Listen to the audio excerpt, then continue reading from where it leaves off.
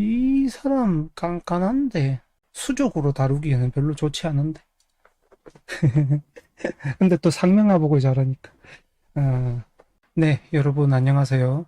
여러분의 가장 큰 산, 사주학자 석산 박종현입니다.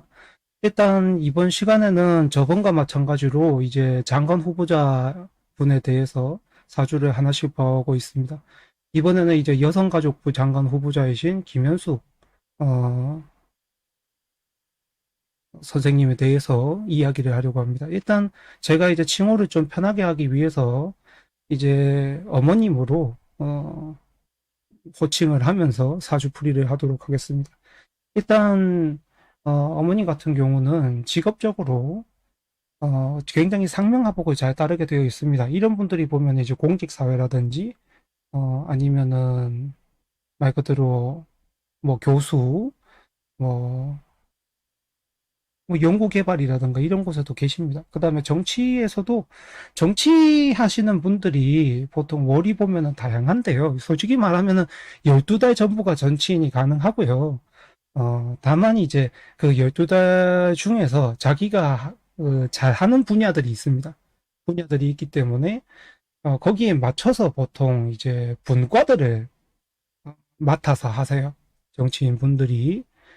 그래서 그러니까 자기가 잘하는 분야들이 있기 마련이라는 거죠. 12달이.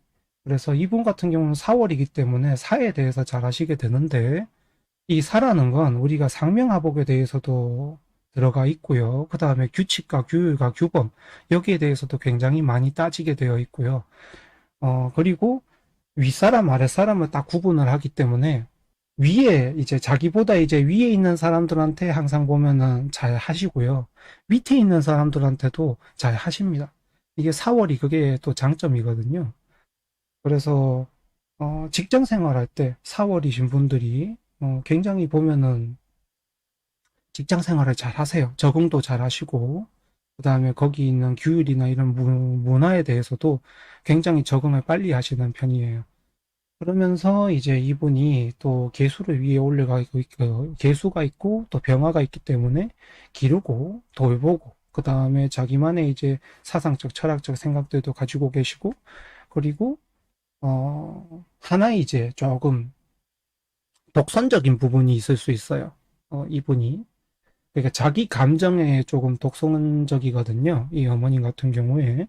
그래서 사람들을 상대할 때 내가 생각하고 원래 말을 해야 되는데 자신도 모르게 말이 먼저 나가는 경우들이 많아요. 그래서 조금 밉상이 생길 수가 있고요.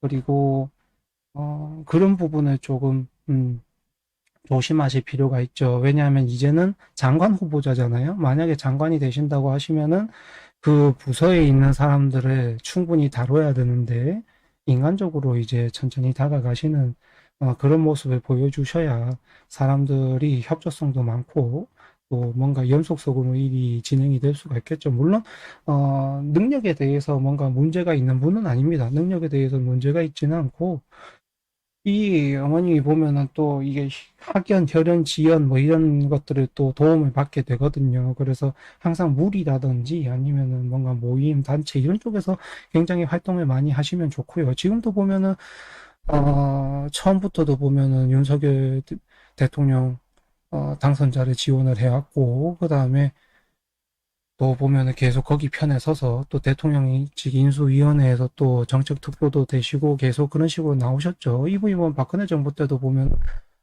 노동개혁을 진두지휘를 했고 그 다음에 계속 이렇게 넘어왔죠. 넘어오셨던 분이고 뭐 물론 조금 성향이 남성한테 잘해주자 이런 성향이 있으신 분은 아니에요.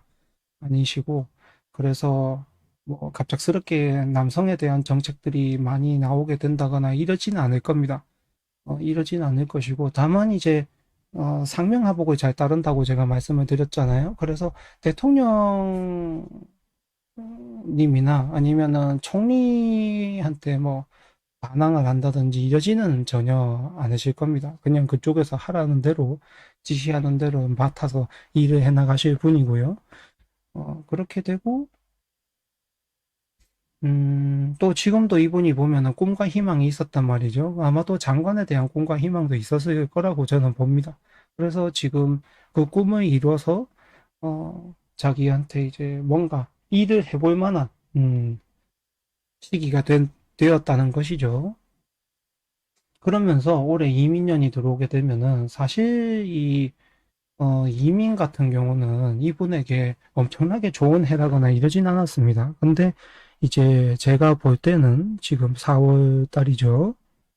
4월 달에 넘어오면서 아마 제 생각입니다. 그냥 너무 후보가 없었다고 봐요. 제가 볼 때는 진짜 너무 없었던 거예요. 줄여서 이게 2배수, 3배수를 만들 만한 인원이 너무 없다 보니까 이분에게 지금 자리가 들어온 건데 사실 이번 달에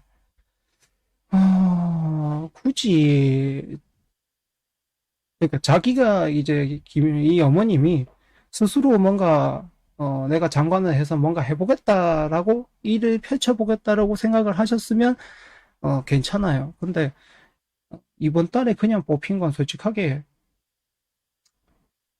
좀 두들겨 맞으라고 뽑은 거나 마찬가지거든요. 그래서 음, 좀 좋은 시기에 뽑히지는 않으셨어요. 좋은 시기에 뽑히지는 않으셨고, 그래서 이제 다음 달에 이제 청문회가 되게 되면은 아마도 아마도 뭐 이상은 없을 겁니다. 통과되는데 이상은 없을 것 같고, 왜냐하면 다음 달에 이분에게 뭐 영향을 크게 주거나 그러지 않기 때문에 뭐 크게 통과하는데 어려움은 없을 것 같은데, 그래도 뭐라고 할까? 음, 일단 제가 보기에는 통과하는 데는 어려움이 없을 것 같습니다. 후보자로서 통과하는 데는 어려움이 없을 것 같고, 또 내년을 보게 된다면은 내년에 이분이 또 보면은 두들겨 맞기가 좋은 해거든요. 자기가 독박 쓸 수 있는 해가 되기 때문에 그래서 가급적이면 몸을 사리면서 어, 장관직을 유지할 수 있도록 그렇게 좀 자기 자신의 두각을 드러내지 마시고 조금 더 숨어서 뭔가 일을 진행하시는 편이 어머님에게는 좋으실 겁니다. 왜냐하면 내년에 분명한 건 이 어머님 같은 경우는 내년 한 해 동안 계속 주목을 받게 되어 있어요. 그러니까 이름이 오르락내리락 하게 되어 있습니다. 좋은 일에서 오르락내리락 하면 관계가 없는데 이게 나쁜 일일 수도 있단 말이죠. 오르락내리락 하는 게. 특히 내년에도 나쁜 일로 오르락내리락 할 가능성이 큽니다. 그래서 그 이름이 오르락내리락 하다 보면은 당연히 이제 잘릴 수 있겠죠. 아니면 자기가 이제 관두고 나가야 되는 경우가 생길 수도 있고, 그러니 그런 일을 만들지 않기 위해서라도 가급적이면 내년 같은 경우는 그냥 죽은 듯이 장관직을 그냥 수행하시고, 괜히 본인 이름 알리려고 그렇게 또 하지 마시기 바랍니다. 또 쓸데없이 또 국회의원, 그러니까 2년 뒤에 있는 국회의원 나가겠다고 또 그런 생각을 하시면서 그러시지 않으셨으면 좋겠어요. 왜냐하면은 이 사주가 2년 뒤에 보면은 갑진년에 있죠. 음, 그 국회의원 선거가 있죠. 갑진년에 솔직하게 이분 같은 경우는 공천을 받기가 힘들거든요.